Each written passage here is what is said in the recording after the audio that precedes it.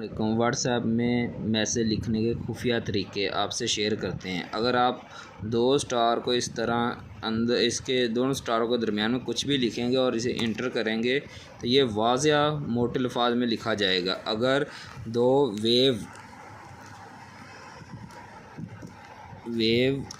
के अंदर कुछ भी लिखेंगे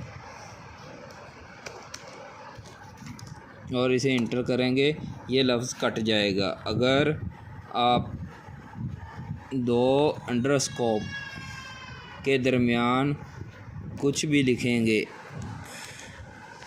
तो ये लफ्ज़ टेढ़ा हो जाएगा, फ़ॉन्ट इसका चेंज हो जाएगा।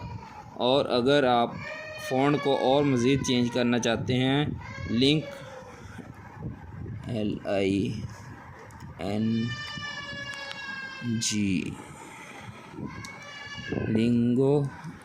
लिंगो जैम